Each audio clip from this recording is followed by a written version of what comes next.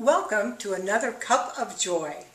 I so enjoy sharing these messages with you over a cup of coffee, and of course, as you know, my cup always has a message. This cup today on my side says Health Nut, but on your side it has a different message. It says, the best vitamin to be a happy person is B1. I know how hard that is. When you are a caregiver, you are usually not a very healthy person. And so you can't be a happy person unless you're a healthy person. So let's do a little bit of talking about that today. Here's a tip that you must use, and it may be one of the most difficult. Ask for what you want and need. Now I know how hard that is, because I thought I could do it all myself, so I just kept trying to do it by myself. But at the same time, I knew that I needed help. And I kept thinking maybe somebody would notice, but they didn't.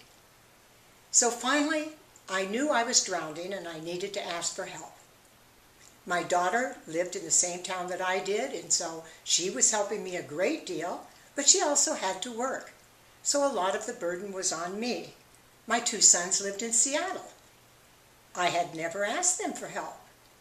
So I decided it was time. And the way I did it was I sent them an email. And I said, I know that you don't want to be using your vacation time to come help out with your dad.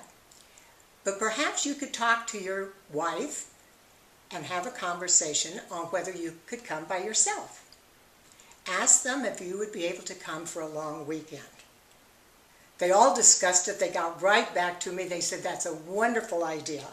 So I used my mileage points to help them fly in on a Thursday night. They watched how I handled their dad.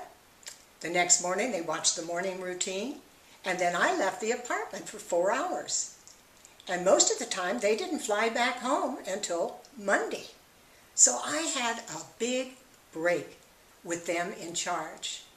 So ask for what you want and ask for what you need, and then allow someone to give it to you. And when you do that, you will be a happy person. Thank you for joining me this morning. Until next time, this is Joy Golliver.